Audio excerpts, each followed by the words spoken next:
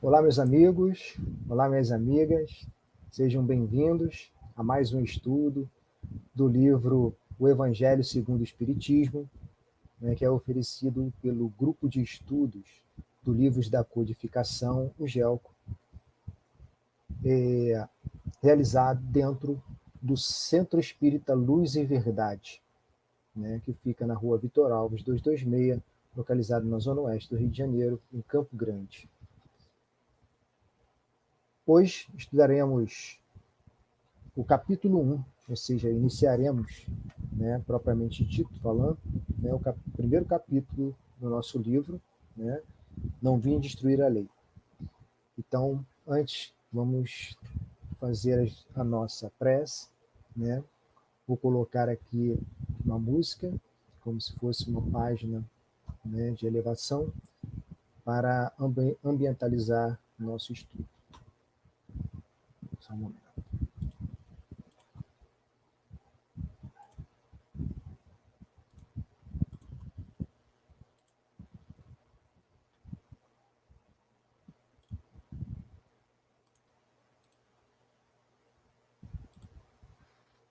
E assim, Deus de infinito amor e misericórdia, Mestre Jesus, espiritualidade amiga,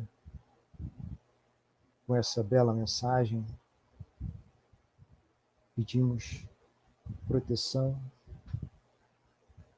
instruções, intuições, para que possamos, Senhor, realizar o estudo de hoje, trazendo a mais boa vontade,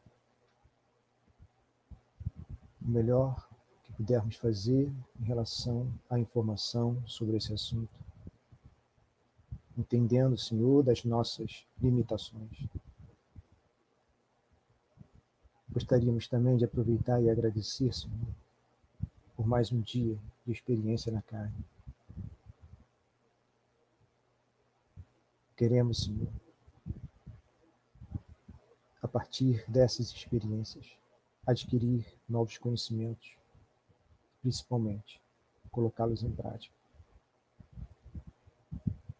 para que um dia, Senhor, possamos ser merecedores e poder estar junto a Ti no reino dos céus. Muito obrigado, que assim seja, graças a Deus. Bem, meus irmãos, como eu já falei, hoje a gente entra no primeiro capítulo do nosso livro, Evangelho segundo o Espiritismo, Não Vim Destruir a Lei. Além para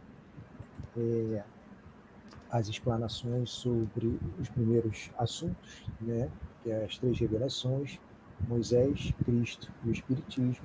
E logo depois eu falarei sobre a aliança da ciência e da religião e as instruções dos Espíritos.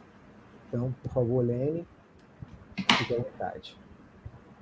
Então é isso. Boa noite, gente. Espero que estejam todos bem.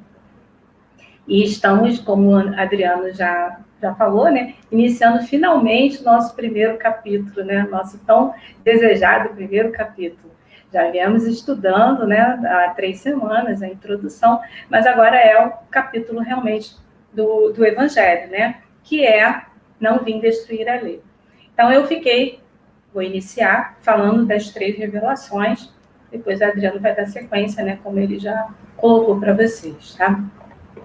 Bom, é bom a gente pensar um pouquinho aqui que nós temos, essas três revelações, como característica maior, o ensinamento moral, como uma prioridade, nessas 3 revelações. E as 3 revelações são a revelação de Moisés, acho que vocês já devem ter lido, mas é a revelação de Moisés, a revelação do Cristo, a revelação de Jesus, e depois o Espiritismo.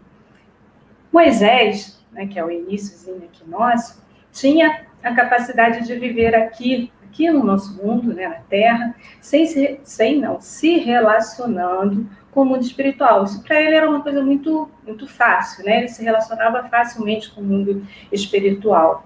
O próprio contexto, de onde surge a lei, onde surgem esses 10 mandamentos que a gente vai comentar, onde surge a lei divina, nós podemos perceber, nós observamos esse intercâmbio, né, com a espiritualidade, né?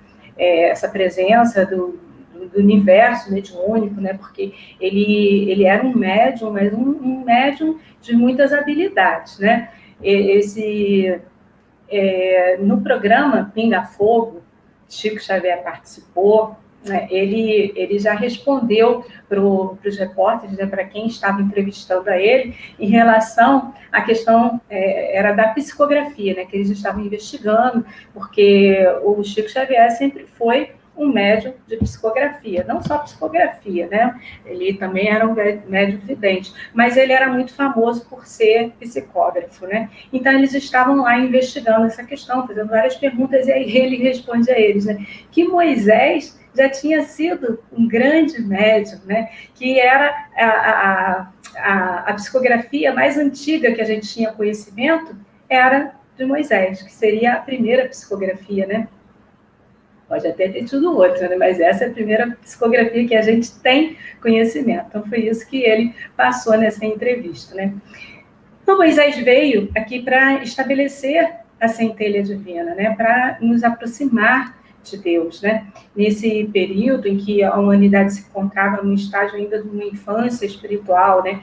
Então, exigia ali, nesse momento, um legislador severo, um legislador duro, disciplinador, que oferecesse assim, uma série de proibições para poder conter aquele povo, porque não era um povo fácil, né? Então, um povo que tinha que ser contido pelo temor, pelo medo. Então, um povo que já vinha de séculos de escravidão, que é um povo que foi escravizado no Egito por algum tempo, né? Por cerca de 3 ou 4 séculos.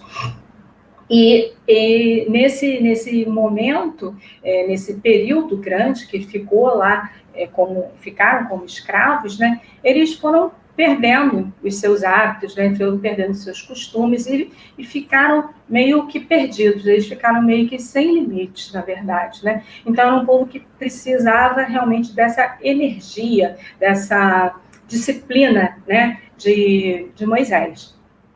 E nessa época, já isso, Moisés veio cerca de 1000 anos antes de Jesus, né? Então, cerca de 3000 anos atrás, esse povo já tinha o hábito de consultar os mortos, né? Mas para perguntar em coisas tolas, coisas bobas, corriqueiras, só curiosidades, né? Coisas fúteis, que realmente eram somente ligadas à matéria, porque eles não se preocupavam nem um pouco com questões espirituais, né?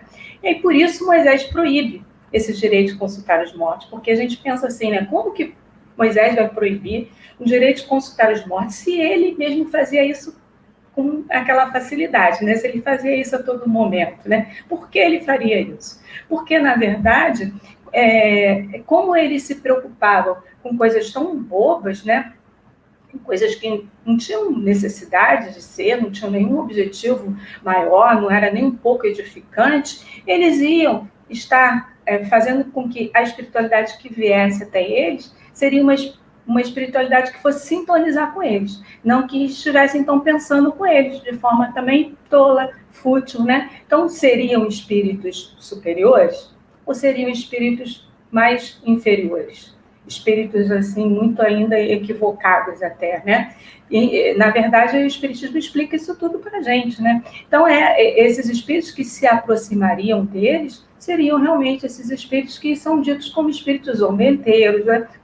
Espíritos que vêm para brincar, espíritos que a gente não pode confiar em nada daquilo que eles fazem, né? Não pode estar acreditando nas coisas que eles vão falar para a gente. Então, por isso, né, Moisés proíbe esse direito de consultar os mortos, evitando também mistificações, né?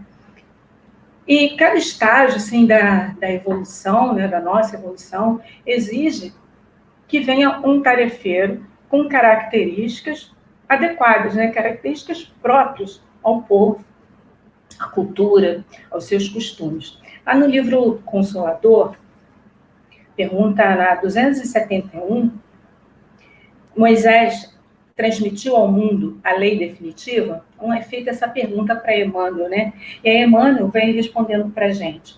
O profeta de Israel deu à terra as bases da lei divina e imutável. Então, ele trouxe as bases da lei, mas não toda a lei, integral e definitiva. Aliás, somos obrigados a reconhecer que os homens receberão sempre as revelações divinas de conformidade com a sua posição evolutiva. Então, gente, Moisés trouxe a lei, mas trouxe as bases, ele não trouxe toda a lei, está aqui claro isso para a gente, né? E também essa questão de que nós vamos sempre ter as revelações de acordo com a nossa posição evolutiva. Então, nesse momento, né, que estávamos ali vivendo com Moisés, nós tivemos essa condição de receber, na verdade, uma parte da lei, né? Moisés vem trazer para a gente um pedacinho da lei, que é o que era possível no momento. Depois, mais tarde, né, cerca de 1000 anos depois, Jesus vem mostrar para a gente já uma outra dimensão. A gente já estava num estágio um pouquinho acima, né, da época de Moisés, daquele povo tão embrutecido. Então, ele vem mostrar essa outra dimensão e ele vem também viver essa lei. Jesus não só mostra, ele vive a lei. E vive a lei na sua integralidade. Dentro também, é claro, do que era possível ser compreendido naquele momento. Nós estávamos só um pouco além do período de Moisés, né? Já o Espiritismo vem depois, ele vem revelar novamente um outro aspecto dessa mesma lei, porque a lei, ela é uma só. Então, a lei de Moisés, a lei de Jesus, a lei do Espiritismo. Só elas vêm se complementando, Jesus coloca um pouco mais, o Espiritismo mais, de formas um pouco diferentes, né, com outros aspectos, mas a gente entendendo que é uma mesma lei. Eles então já vêm, né, o Espiritismo já vem num momento que a gente já tem uma certa maturidade espiritual, que a gente já consegue compreender mais do que na época de Jesus. Sendo que todas essas 3 revelações, elas vão apontar sempre para o mesmo eixo. Que eixo é esse? Né? É a lei divina, porque, como eu já falei, a lei é única. E aí eu lembro aqui nesse momento, né, da gente fazer uma pergunta que todo mundo com certeza sabe, que a gente já fez essa pergunta antes, que acho que foi no primeiro dia nosso, onde está escrita a lei? Não me lembro o número da pergunta não, gente, mas é a pergunta lá do Livro dos Espíritos, que está lá na lei natural, é 600 e alguma coisa. Onde está escrita a lei? Vocês lembram? Então, está aqui na nossa consciência. E é uma coisa que a gente não pode esquecer nunca, por isso é bom a gente estar lembrando, né? A lei está na nossa consciência, então nós somos capazes de saber que lei é essa, né? Só que a gente tem que estar refletindo sobre ela, a gente tem que estar o tempo todo também lembrando dela. E aí, ainda nessa pergunta, né, ela se desdobra, eles perguntam por que então que a gente precisa que essa lei seja revelada, se essa lei está dentro de nós, né? E aí, por que precisa ser revelada? Porque nós acabamos que esquecemos a lei. Nós esquecemos e desprezamos a lei. É o que a espiritualidade nos responde. Porque quando a gente passa a se preocupar, que isso a gente faz com facilidade, muito mais com as coisas do mundo, que a gente faz isso, né, a todo momento, né, a gente está nesse mundo material, a gente acaba vivendo o mundo material, a gente se preocupa demais com isso, a gente se esquece de abrir esse espaço para uma leitura edificante, a gente esquece de refletir, né, de refletir sobre questões importantes, a gente se esquece de pensar em entendimentos, né, e aí a gente vai se afastando da lei, a gente vai esquecendo, e a gente vai desprezando a lei. Só que Deus, gente, é muito bom. Ele nos dá sempre, né, ele nos traz todo momento, cotidianamente, a oportunidade de termos contato com a lei, não é verdade? Através das nossas convivências, né? E também, de tempos em tempos, ele veio trazendo para nos lembrar, né? Porque ele queria que essa lei fosse lembrada, e então ele vem trazendo. Ele traz através de Moisés, que vem explicar para a gente a lei. Ele traz através de Jesus, que vem, além de explicar, ele vem exemplificar. E a doutrina espírita, né? Que vem para nos esclarecer sobre questões que ainda estavam obscuras. Tem 2 partes distintas na lei mosaica. Ele, na verdade, ele faz um pacote, né? O Moisés, ele faz um pacote com as leis, ele coloca tudo como sendo uma coisa só.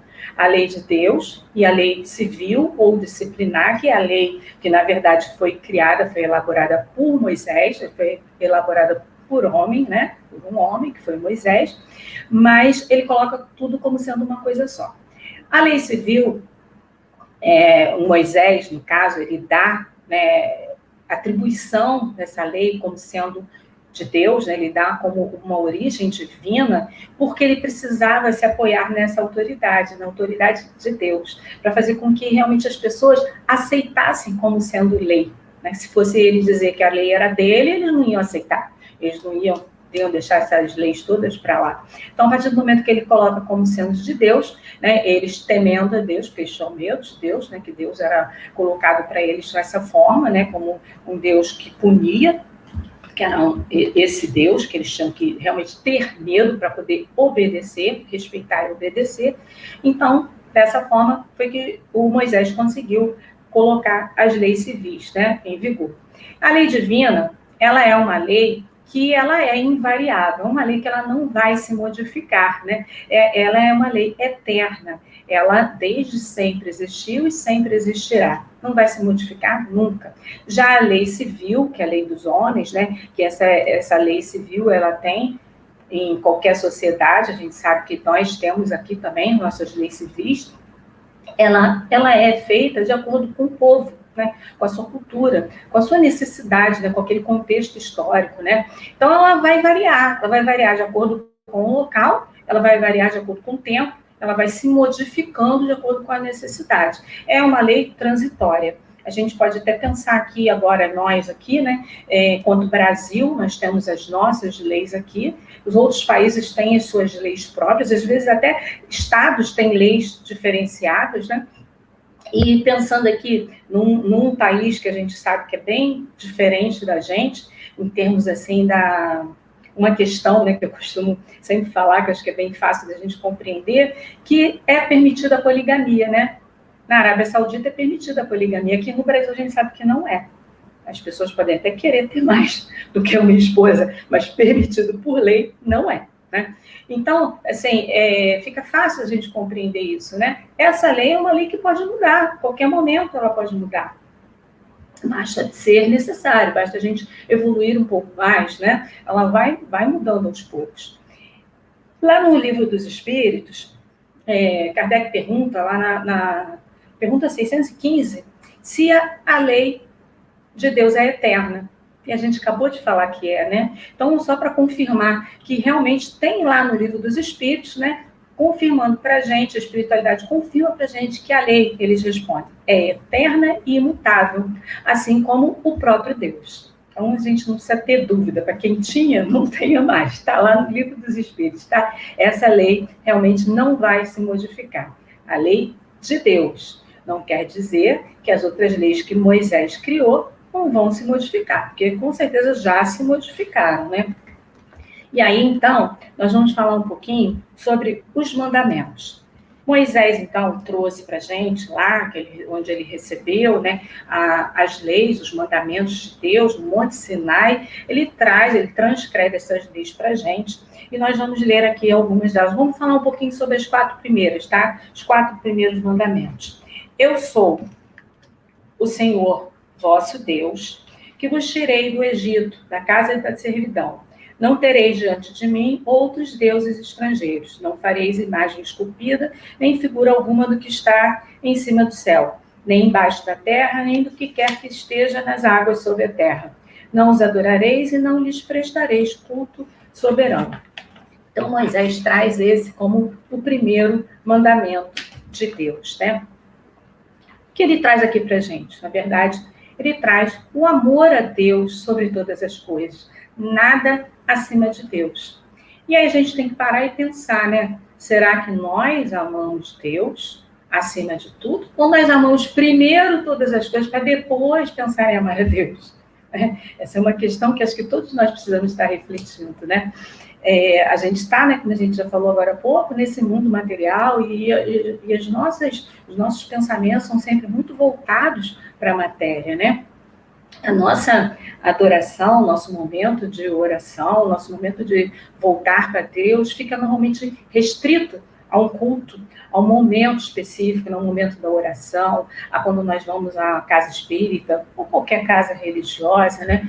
Saindo dali, nós voltamos para o mundo que a gente chama de mundo terrestre. Quando está lá, a gente está pensando no celeste. Mas quando a gente sai de lá, a gente volta para o nosso mundinho, a gente volta para o mundo terrestre, o nosso mundo cotidiano, né? Mas a gente separa muito bem isso, mas na verdade o objetivo é que Deus esteja a todo momento entre nós, a todo momento, nas nossas ações, nas nossas atitudes, né? Que sem que haja essa separação entre o mundo lá celeste e o mundo do cotidiano, que a gente pode trazer esse mundo para cá. Que nós vamos, então, dessa forma, estar colocando Deus no meio de todas as coisas, nada acima dele, que a gente sabe que não pode ter nada acima de Deus, que Deus é soberano, né?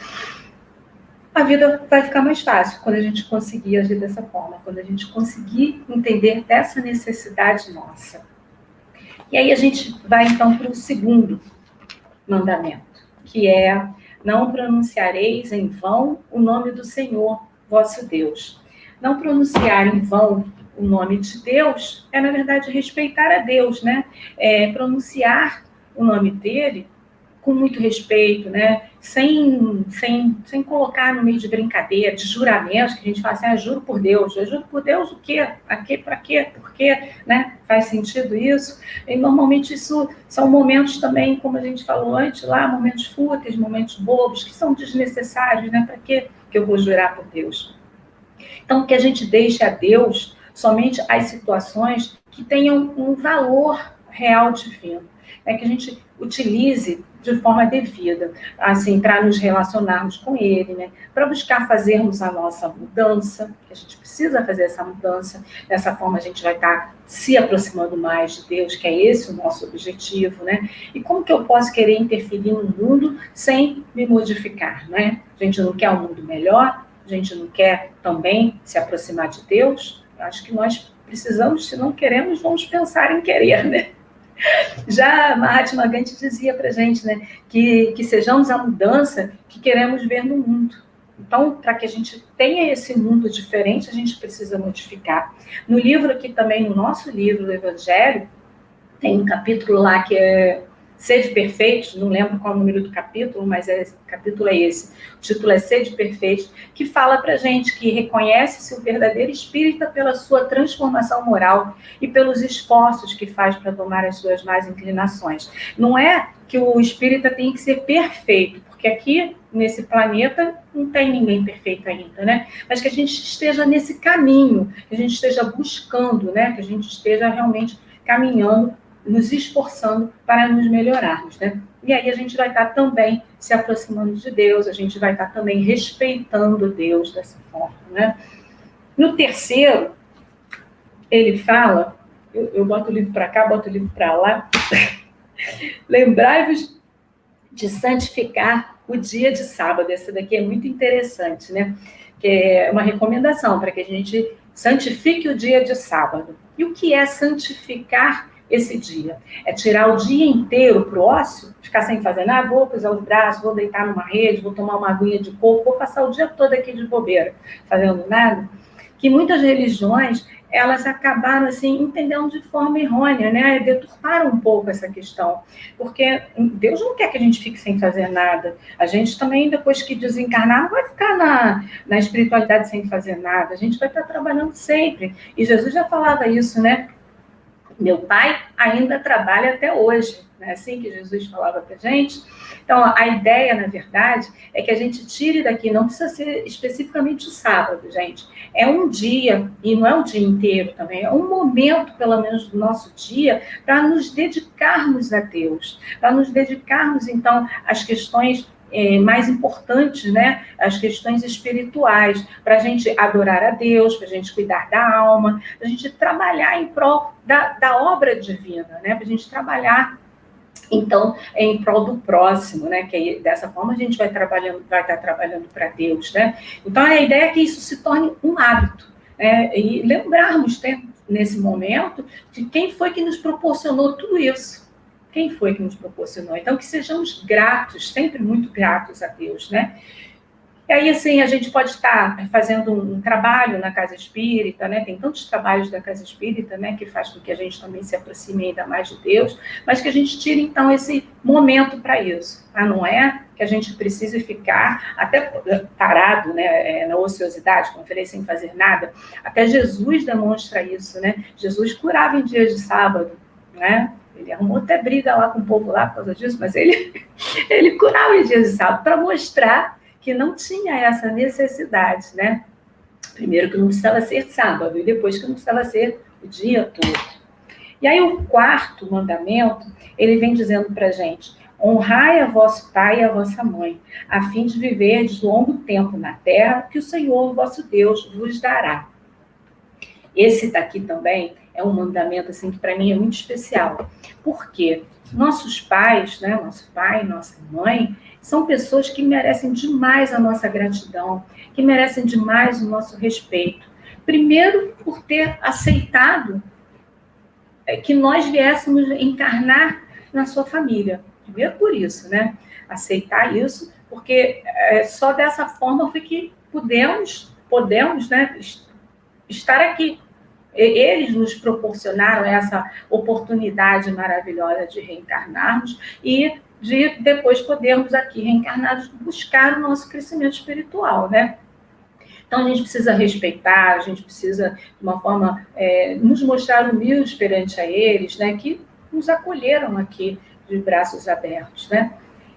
E, assim, quando a gente fala de pai, de mãe, né, de família, te lembra aqui um pouquinho de que os jovens, eles estão, assim, dando muito pouco valor à família, né? Eles estão se afastando da família.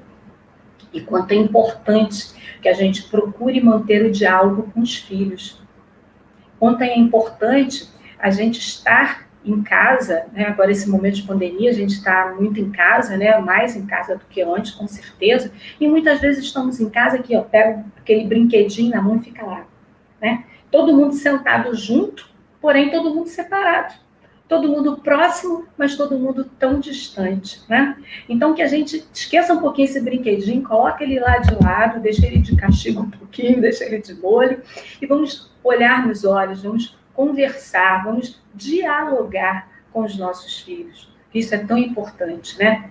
Vamos procurar estimular isso neles, mesmo que no início isso seja difícil. Quem já tem o hábito, ótimo, gente, parabéns, continue assim. Quem ainda não tem, vamos procurar fazer, porque isso vai fazer com que a família se aproxime, né? Com que haja uma convivência mais saudável e com que haja também essa união.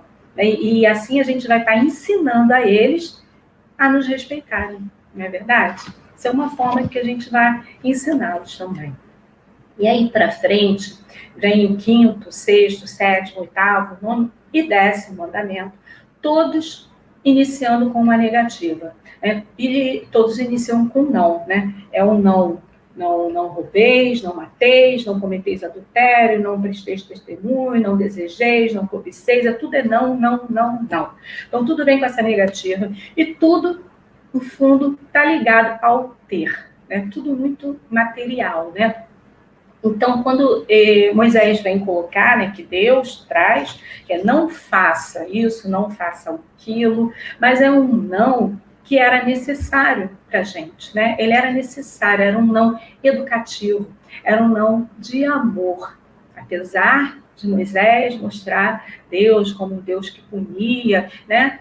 Quando a gente vê aqui, a gente parar para prestar atenção, para estudar um pouquinho mais, a gente vai ver que é um Deus de amor também.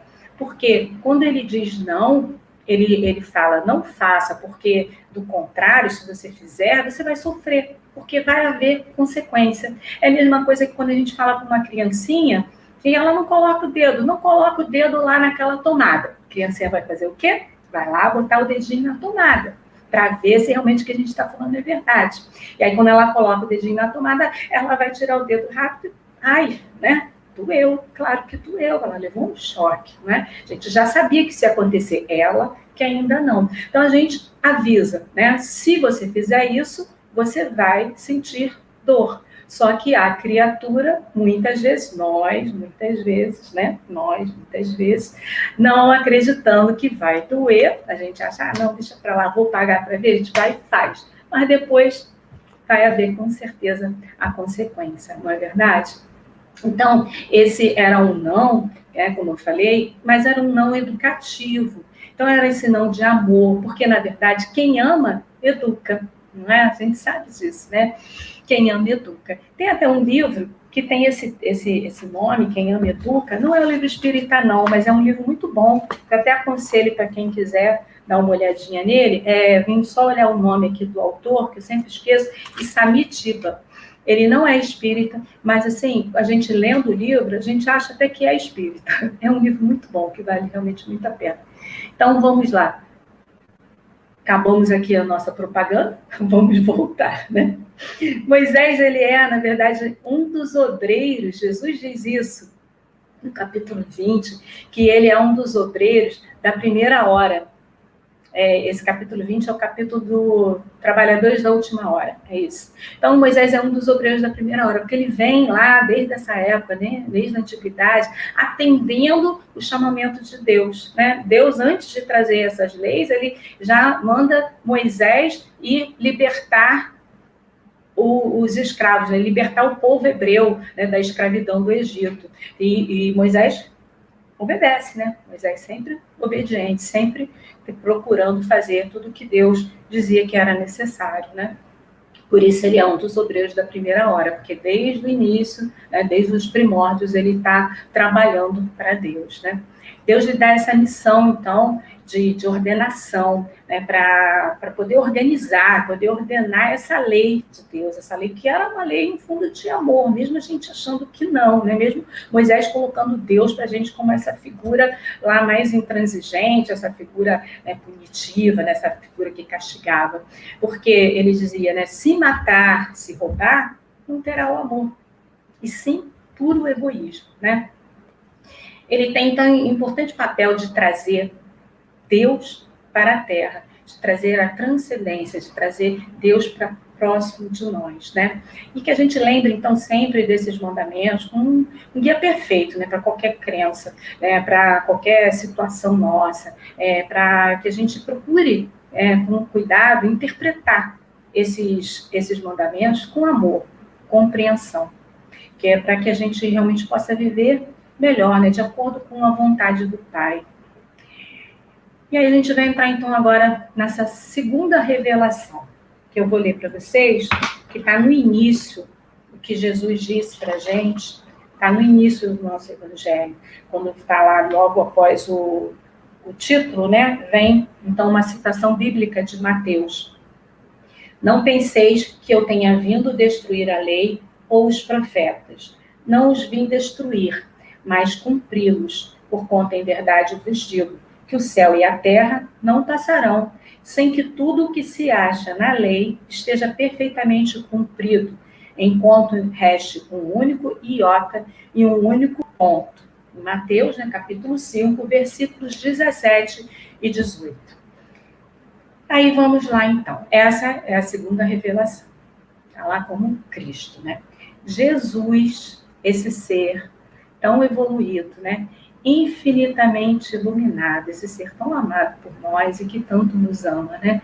Com sua enorme envergadura moral, governador do nosso planeta, né? Olha, ele era assim de uma superioridade, ele é, né? Jesus é, de uma superioridade absurda que a gente não consegue alcançar, né? Então ele era, por conta disso tudo, dotado de uma autoridade moral, que era uma autoridade que vinha naturalmente dele, né, por conta desse seu espírito ser tão evoluído, né, e da autoridade da sua missão também, que era uma missão divina.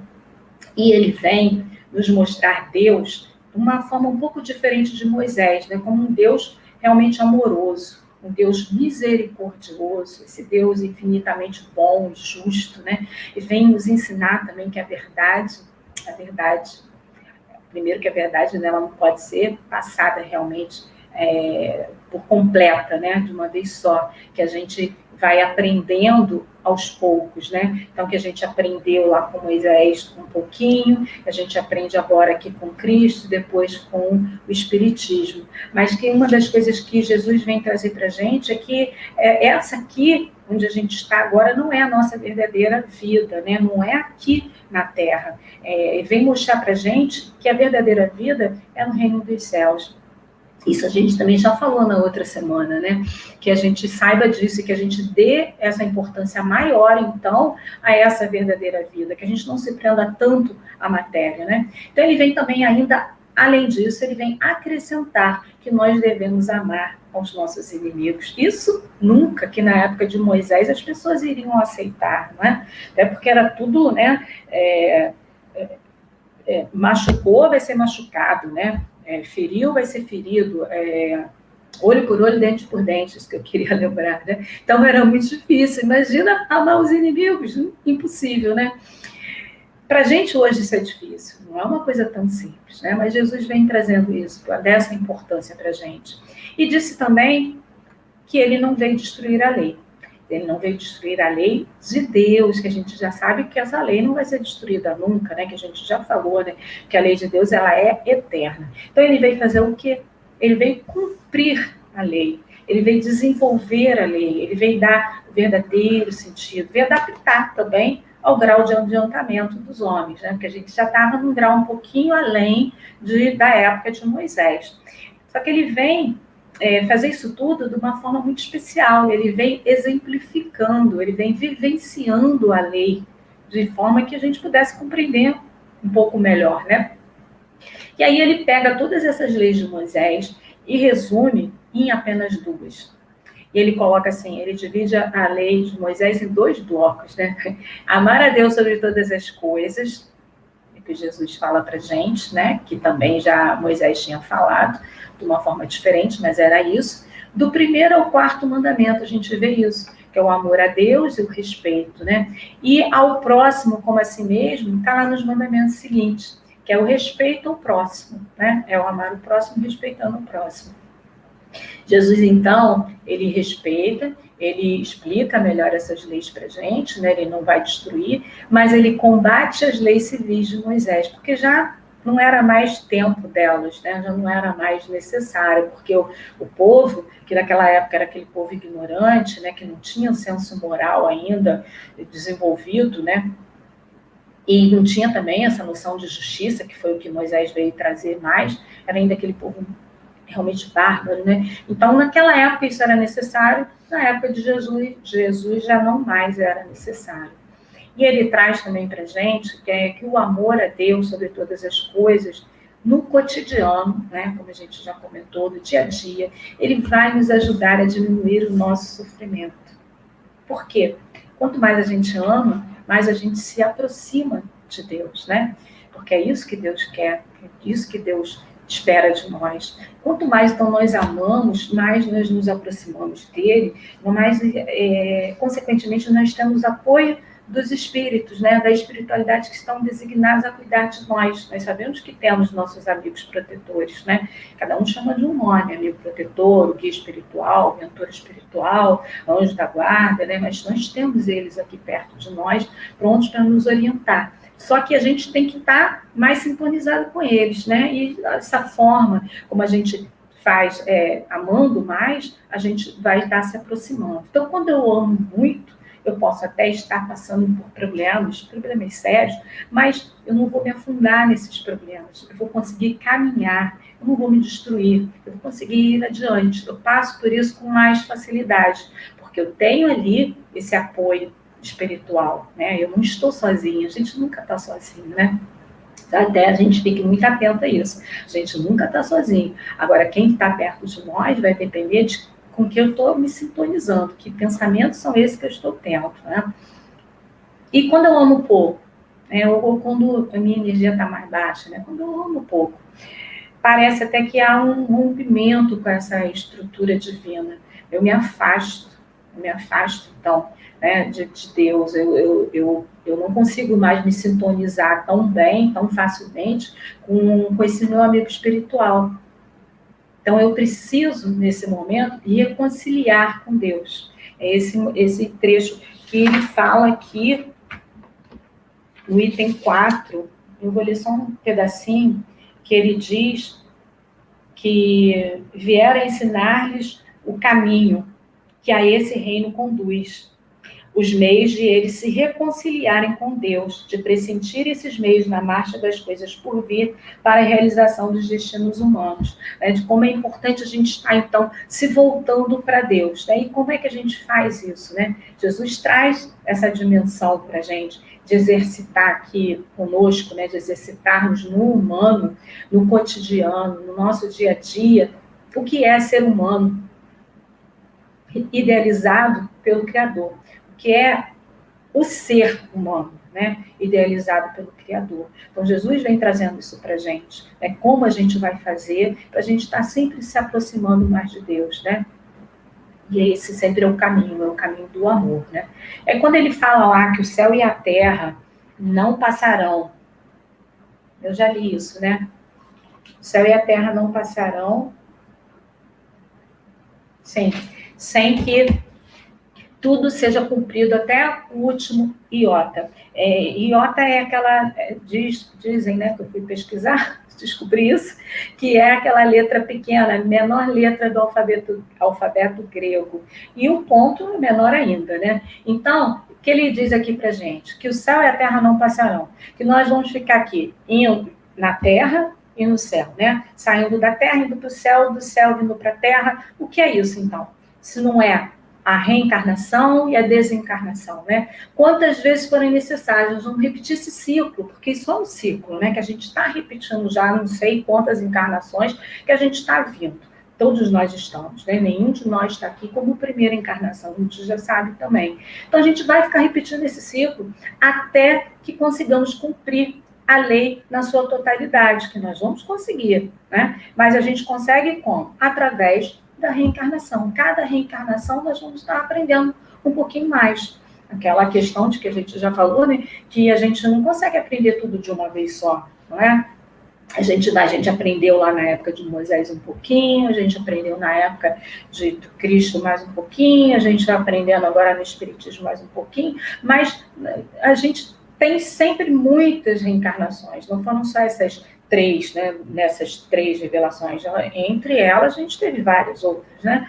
Então, cada uma a gente de qualquer forma aprende um pouco mais, a gente vivencia a lei, a gente cumpre a lei, e no momento que a gente conseguir cumprir a lei na totalidade, a gente não vai precisar mais reencarnar. Então é isso que ele vem dizendo para a gente, né? Quando isso não acontecer, nós vamos continuar nesse ciclo, o céu e a terra não passarão. Então Jesus, né, já nos ensinou a verdadeira vida, e vem acrescentando também que nós vamos amar os inimigos.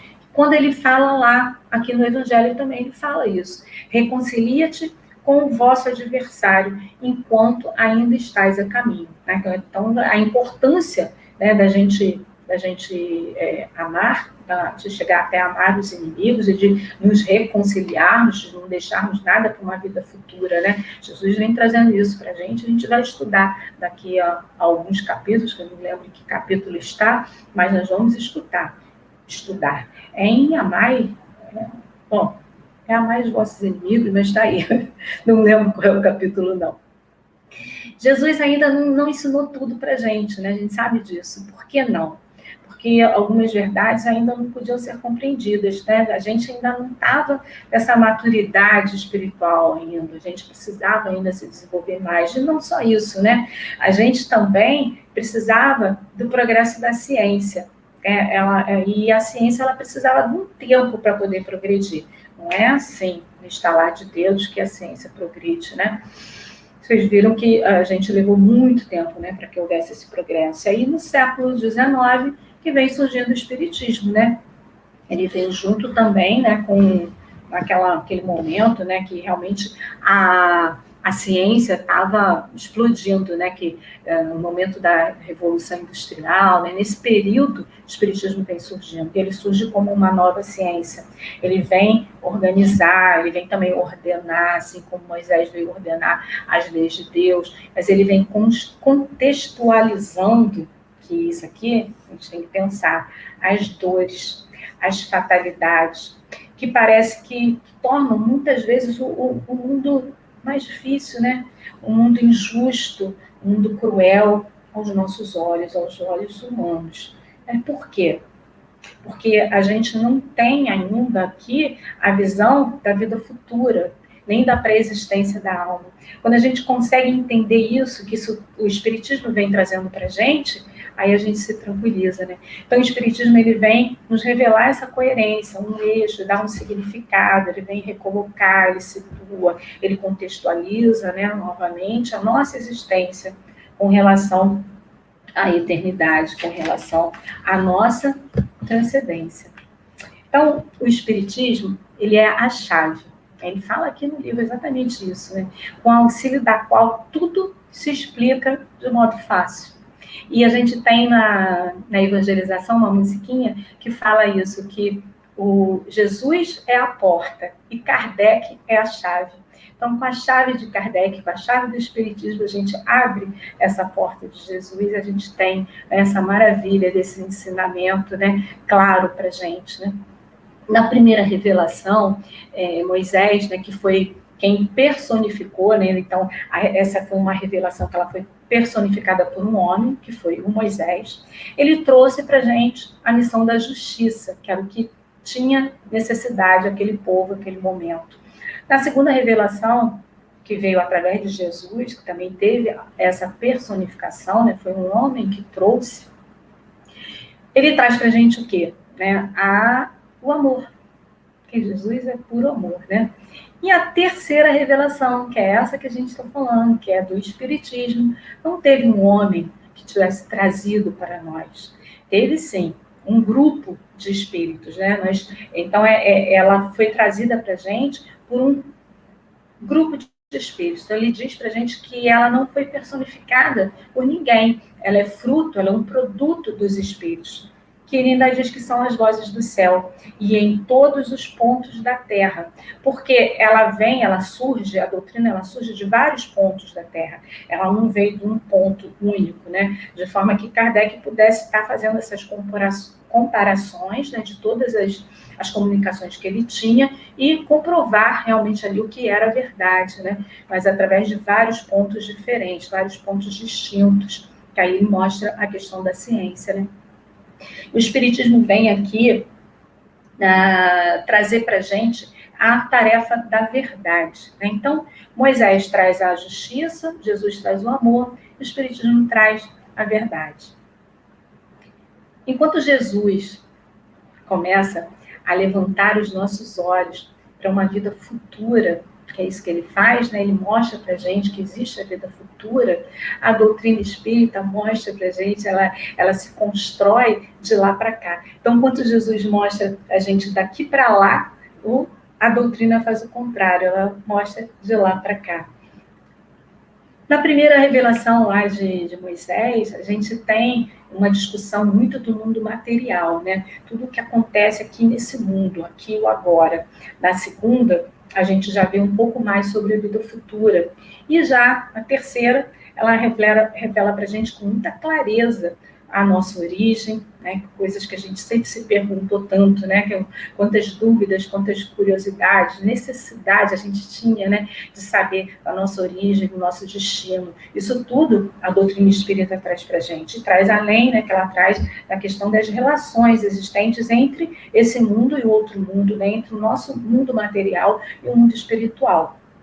E aí, então, ele vem também afirmando para a gente, né, que ele nada vai ensinar, ao contrário, assim como Jesus diz, né, que ele não veio destruir a lei, o Espiritismo também, ele não veio mudar nada do que o Cristo nos ensinou, ele veio desenvolver, ele veio completar, e ele veio colocar para a gente de uma forma mais clara, de forma que todos nós, né, todos nós pudéssemos compreender o que foi dito por Jesus, mas sob forma alegórica, porque era aquele momento que a gente não tinha condições de compreender, então ele fala para a gente, sem, a maioria das vezes, por parábolas, né? De forma que ficassem ali só os germes da verdade, que a gente não conseguisse despertar para a verdade toda. Então, assim, o Espiritismo ele vem cumprir o que o Cristo tinha anunciado, que Jesus tinha dito, né? Ele tinha prometido para a gente que viria o Consolador, né? O Espiritismo vem resgatar, isso aqui também é de Emmanuel, ele vem resgatar para a gente o cristianismo primitivo, na sua simplicidade original. A preocupação com o indivíduo. Temos aí, então, esse cristianismo redivivo, né? A gente vem reviver esse cristianismo primitivo. Então é isso, gente. Muito obrigada pela paciência. E passo agora para o Adriano. Obrigado, Lênia. A gente que agradece pelas explicações, né? Muito aprendizado. Agora vamos para a segunda parte do estudo, né? Que, no caso, engloba aqui a aliança da ciência e da religião e as instruções dos espíritos. Eu vou começar com as instruções dos espíritos porque ela, basicamente, ou seja, primeiro, nós veremos ao longo, né, do livro Evangelho segundo o Espiritismo essa disponibilidade que Kardec nos traz, né, de colocar aqui as instruções dos espíritos superiores relativo ao assunto de cada capítulo. Não são todos os capítulos que tem, nós veremos isso, mas a grande maioria tem.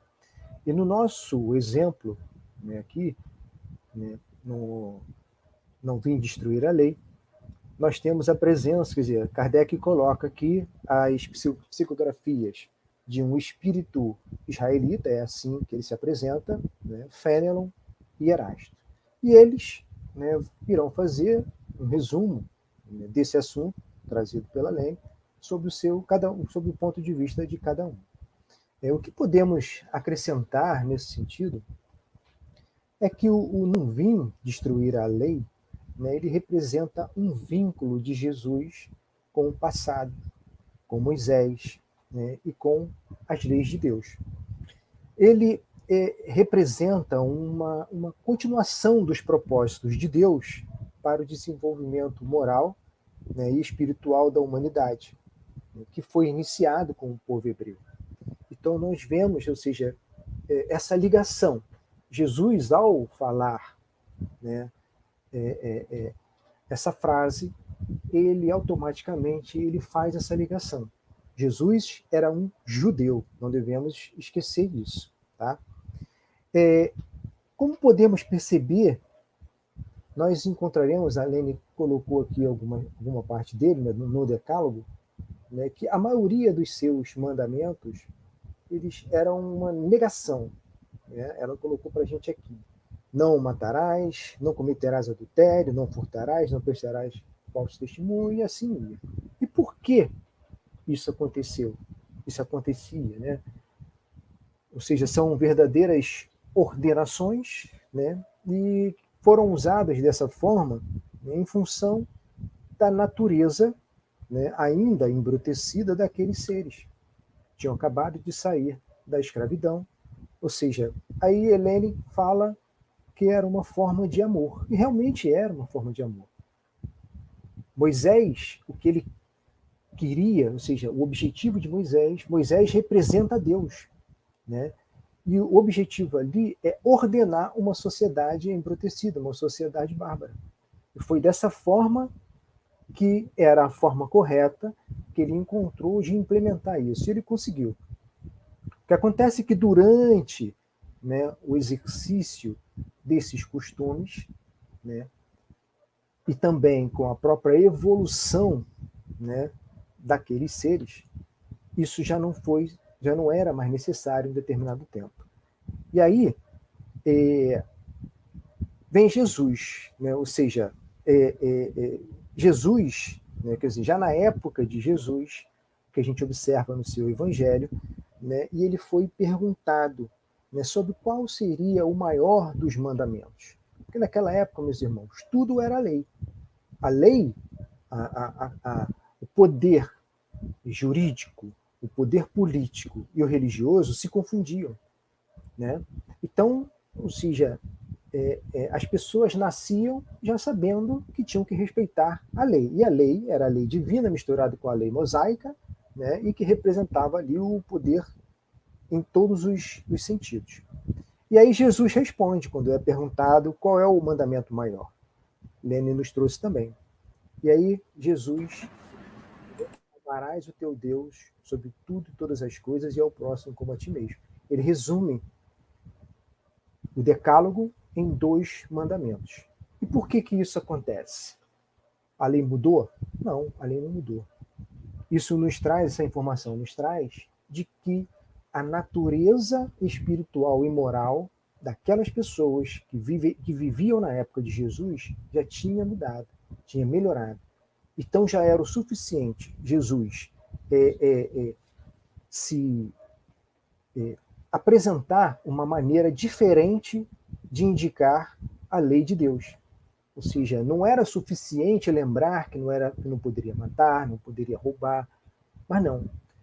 Interessante é que o amar ao próximo como a ti mesmo, ele não é o mandamento de Jesus. Ele está em Levítico, capítulo 19, versículo 18. Ou seja, é um mandamento mosaico. E aí a gente vai discutir, né? Tem pesquisadores que nos traz o seguinte, que quando Jesus ele pronuncia amar ao próximo como a ti mesmo, já tem um significado diferente. Porque era muito fácil para um judeu amar um outro judeu, como a gente vê no próprio Evangelho. E ele odiava um samaritano, que tinha também origens hebraicas, como vimos na semana passada. Então, Jesus ele não fala com esse sentido. Tanto é que nós teremos, né, dentro dos estudos do Evangelho, a parábola do bom samaritano.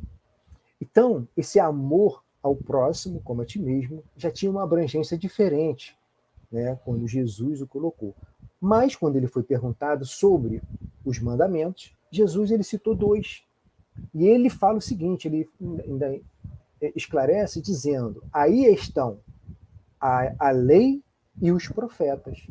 Então, ou seja, não era necessário mais ficar buscando cada informação, somente isso, amar a Deus e ao próximo. Obviamente que essas informações, essa questão do próximo na vida da gente, é um ponto muito importante para que a gente analise e reflita. Tudo na nossa vida estará relativo ao próximo, ou seja, parente, não parente. Tanto é que o lema do Espiritismo é fora da caridade não há salvação. Jesus é o amor. O amor o quê? Ao próximo. E em relação a Jesus, como eu falei do mandamento em relação ao amor, Jesus, ele acresce mais um mandamento. Está em Lucas, não me lembro o capítulo, mas ele diz, e um novo mandamento eu vos dou, amai-vos uns aos outros como eu vos amei. Esse é acrescentado por Jesus. E, obviamente, ele se coloca como um exemplo, porque ele é a encarnação do exemplo, ou seja, trazido, no caso, como um emissário de Deus, só que a encarnação do Filho de Deus, né, que traz como exemplo o amor para nós. Então, meus irmãos, Jesus ele ganha ele traz essa maneira diferente, né, de se avaliar as leis, e a gente observa que não houve mudança na lei, e obviamente não era o objetivo de Jesus mudar a lei, e não tinha essa necessidade, né? Porque quem ama não vai matar, quem ama não vai roubar, né? Então, por isso, e era interessante, né, essa questão da evolução do próprio ser. Eles entenderam isso, né? Obviamente que alguns não queriam seguir aquilo, o que era conveniente não seguir. Ou seja, mas muitos seguiram Jesus porque realmente representava a verdade. E com o fluxo, contra o fluxo da verdade, ninguém pode. Por isso que Jesus ele vai nos ser um divisor de águas, né? Ou seja, o antes e depois de Jesus. E no Espiritismo ele não é diferente, né? Vamos observar aqui o decálogo sobre a luz do Espiritismo, né, que é trazido do Livro dos Espíritos. Kardec nos traz no Livro dos Espíritos. Lei de adoração, lei do trabalho, lei de reprodução, lei de conservação, lei de destruição, lei de sociedade, lei de progresso, lei de igualdade, lei de liberdade, lei de justiça, amor e caridade. É o decálogo. tem alguma coisa que fere a ordem ou o conteúdo do Decálogo de Moisés? Não. E por que o Espiritismo traz o Decálogo dessa forma? Porque já são chegados os tempos de entendermos essas palavras. E mais associado ao conhecimento, né, do mundo espiritual, reencarnação, isso tudo vai complementar o que o Espiritismo vai trazer. Ou seja, o Espiritismo diz a mesma coisa, ele não veio destruir a lei nem o cristianismo. Ele vem após o movimento cristão, né? Mas através da espiritualidade superior, ele vem nos reconduzir ao caminho certo, retirando o véu que ofuscava a nossa visão. E através da revivescência, ou seja, o reviver, né, dos conceitos, como eu falei, da reencarnação, da imortalidade da alma, né, e da existência do mundo espiritual. Bem, acrescentado o que Lene já trouxe, eu acho que essas instruções dos espíritos a gente termina por aqui. Aguardamos as devidas perguntas, né, dúvidas, né, se soubermos responder, estaremos aqui à disposição. Agora nós vamos falar um pouquinho sobre essa aliança da ciência e da religião, né? Uma coisa que a gente observa, ou seja, dentro desse capítulo, é justamente, né, no Vim Destruir a Lei, né, e a Lene nos trouxe, citou para a gente, né, é a ideia de evolução, progresso, tanto moral quanto material.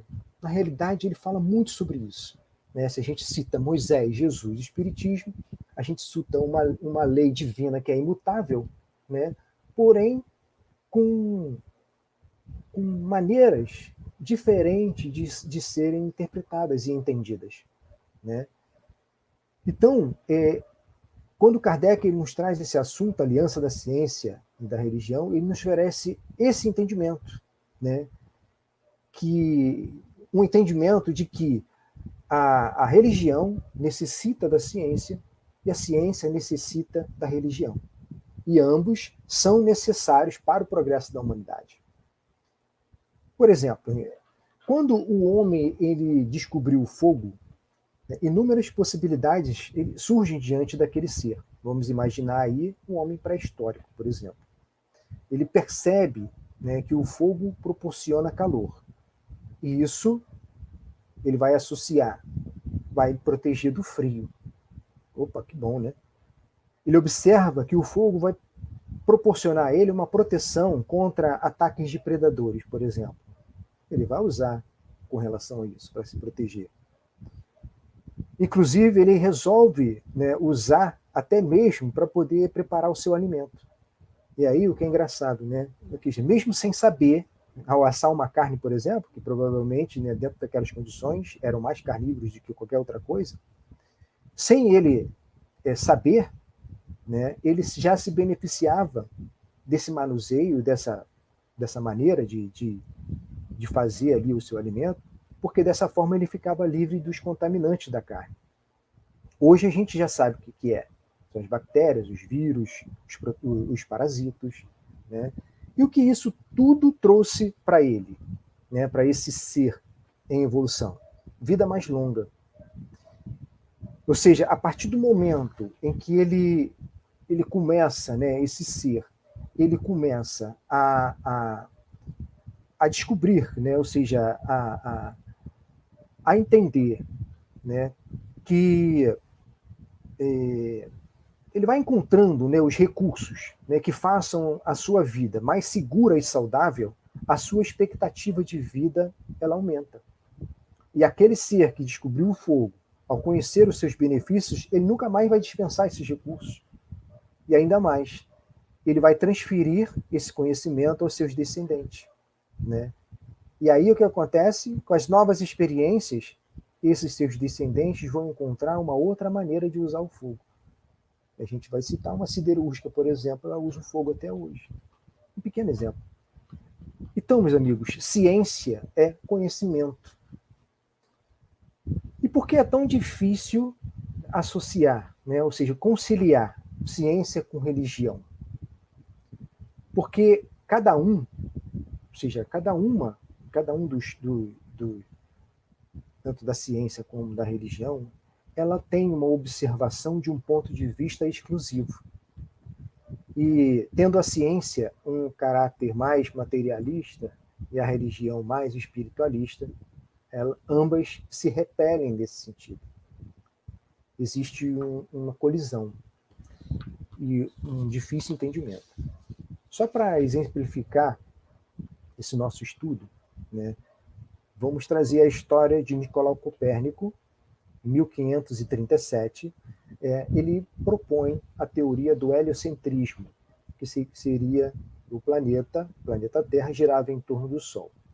Isso era uma contradição à teoria adotada naquela época, ou seja, reconhecida como uma correta naquela época, que era o geocentrismo, onde a Terra ficava parada e os corpos celestes ficavam girando em torno dela. Essa tese, né, do geocentrismo era defendida por Aristóteles e Ptolomeu. Então, a ideia, né, de Nicolau Copérnico, ela foi rejeitada pela Igreja Católica, né? E olha que Copérnico, ele era um membro da Igreja Católica, ele era um cônego da Igreja Católica. Tudo bem.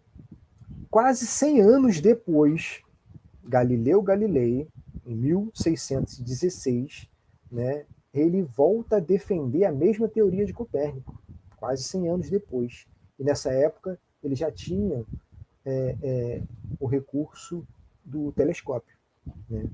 Mas, novamente, aí entra a Inquisição da Igreja Católica, né? Rejeita essa tese, essa teoria, condena Galileu à prisão domiciliar por entender que a teoria ofendia as escrituras bíblicas. E aí eu trouxe aqui apenas um salmo, existem outros, né, que falam um pouco a respeito disso, e a gente vai ver como que as pessoas naquela época, né, os teólogos naquela época, ficaram presos a uma escritura.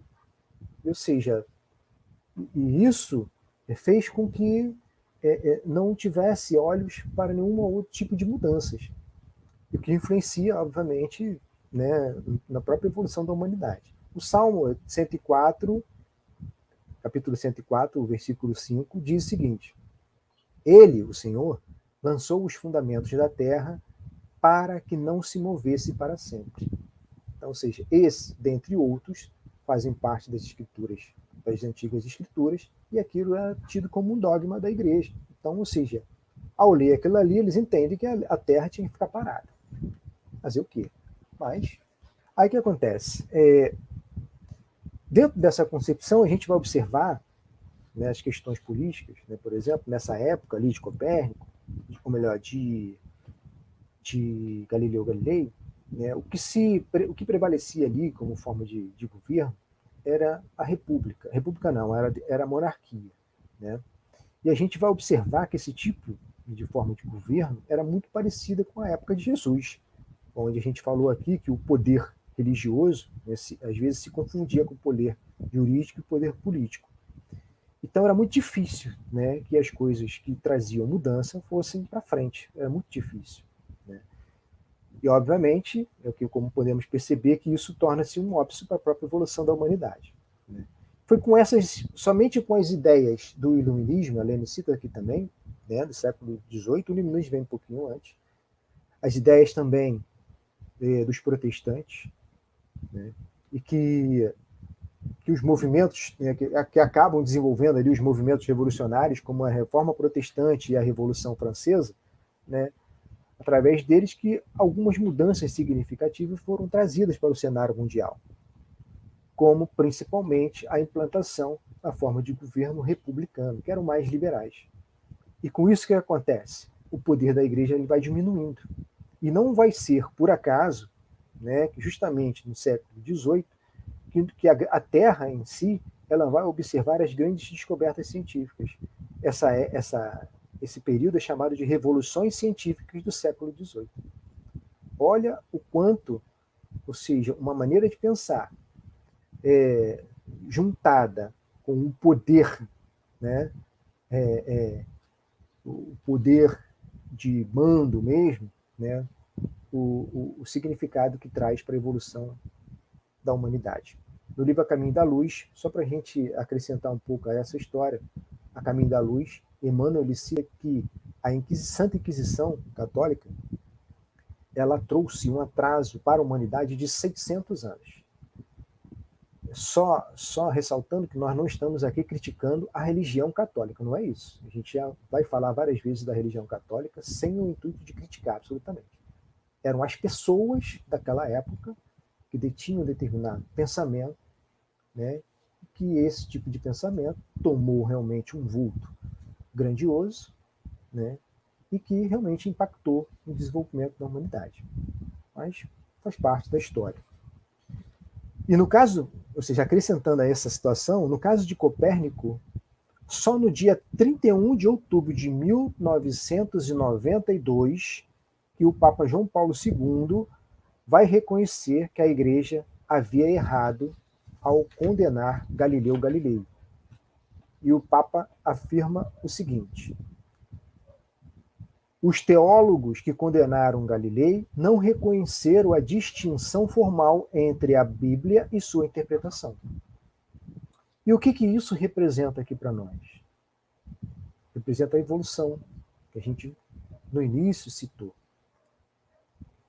Uma mesma instituição, a própria Igreja Católica, que antes condenou uma teoria, né, condenou Galileu Galilei, absolveu Galileu Galilei, sob o simples aspecto da questão da interpretação.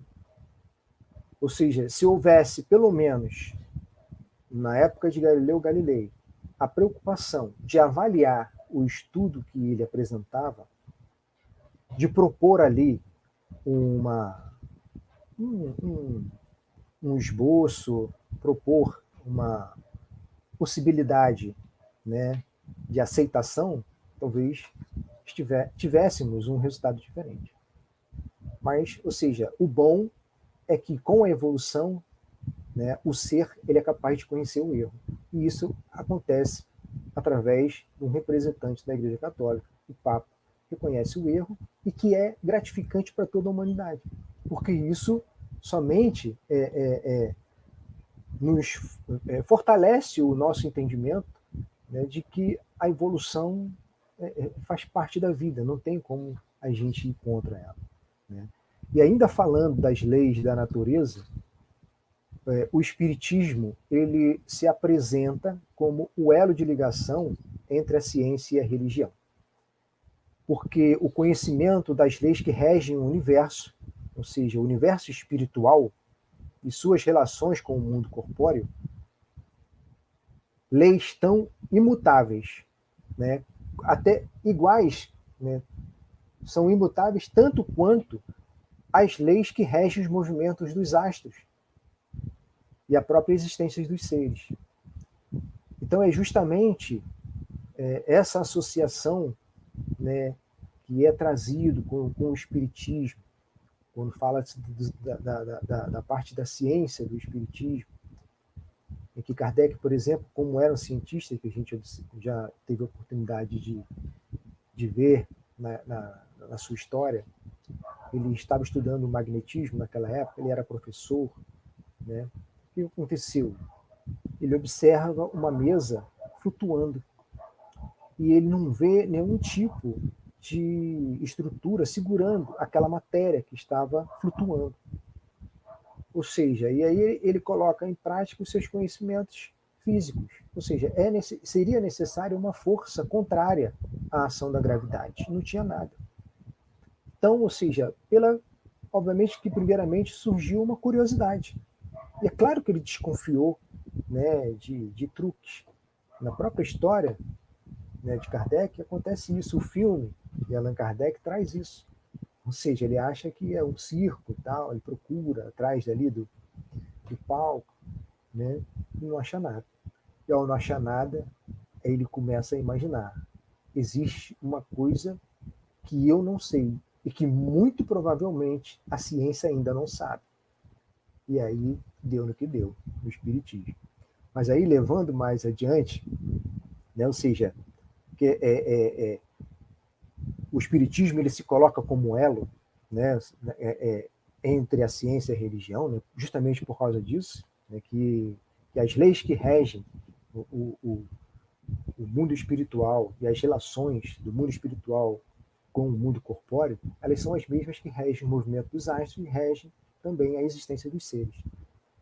E aí o espiritismo comprovou, através de experiências, né, que existiam forças não conhecidas pela ciência. O espiritismo comprova isso.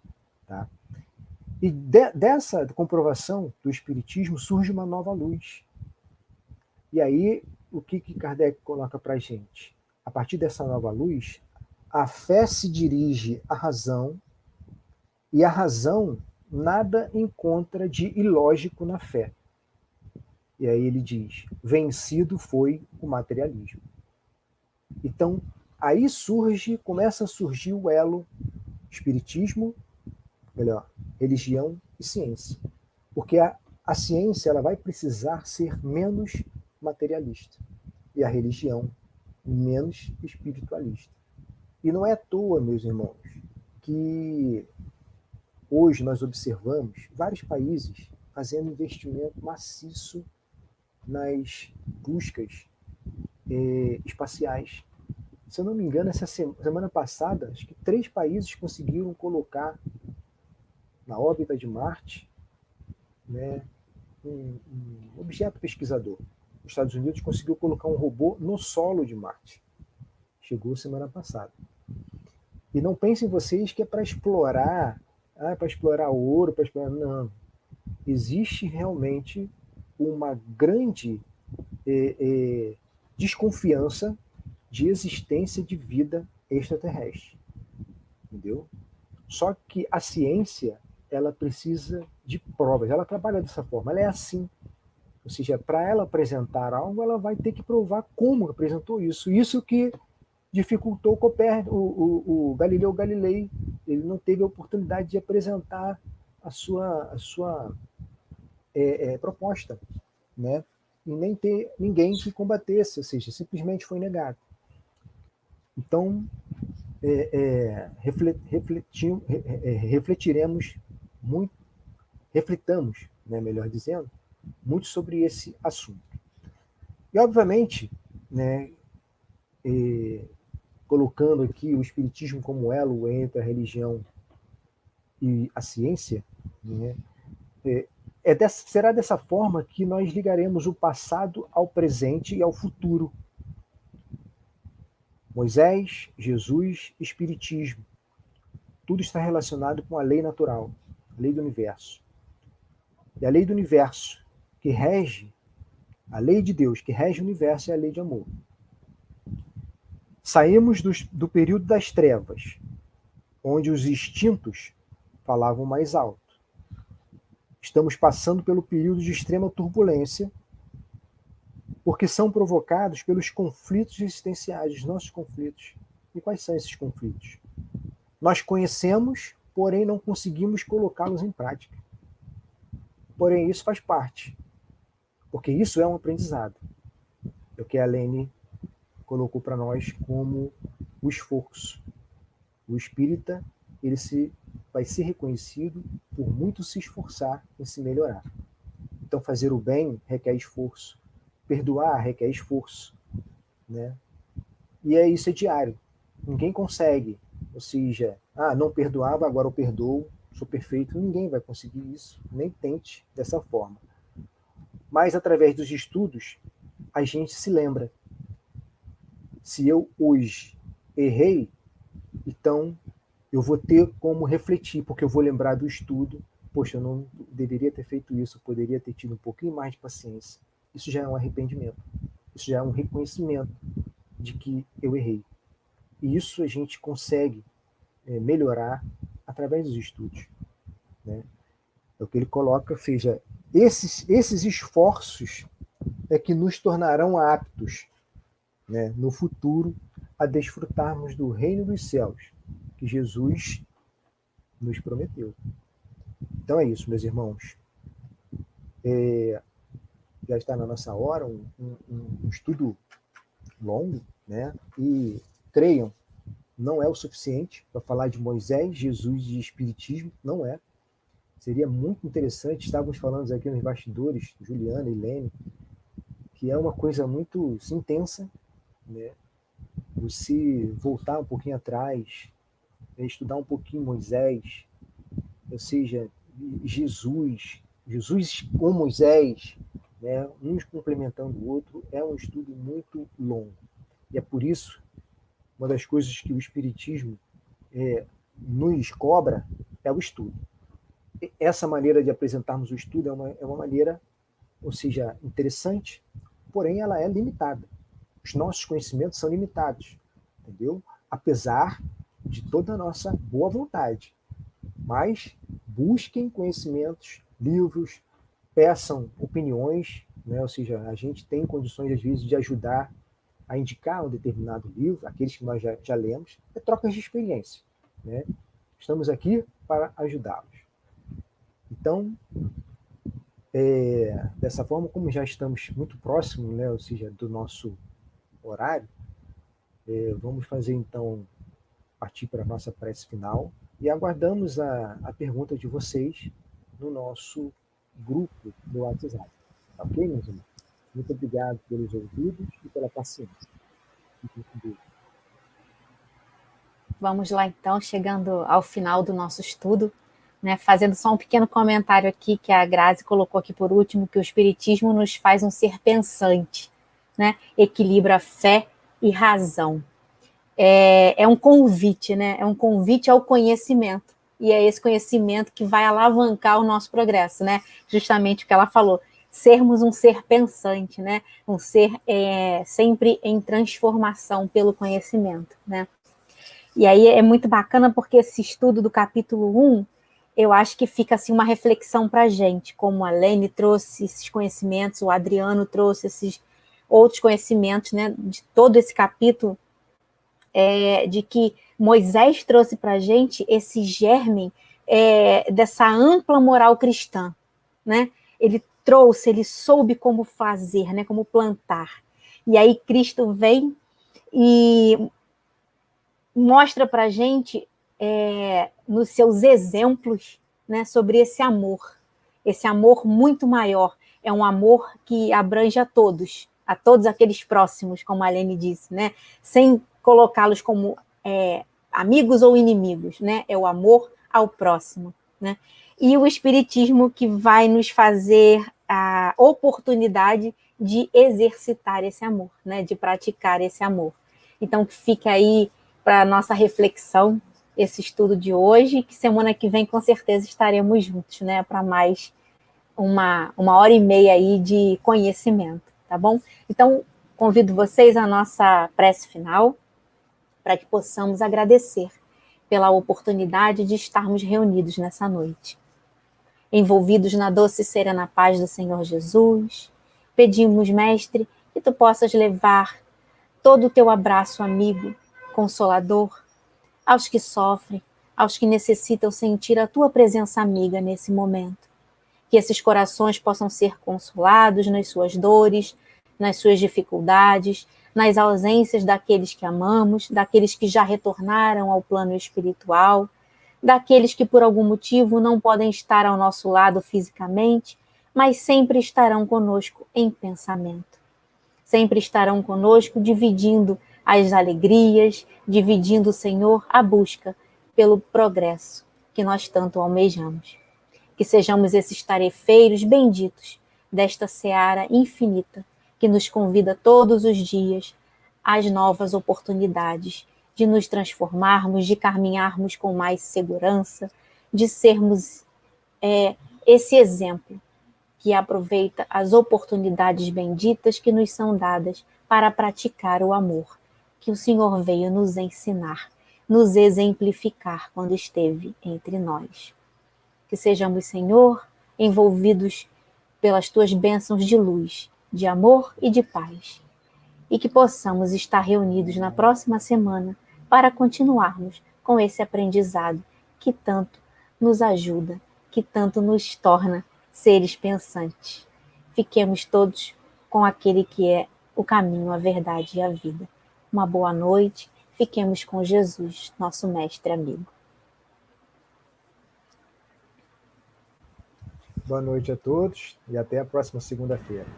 Boa noite, gente. Até Até a próxima. segunda. Tchau, tchau.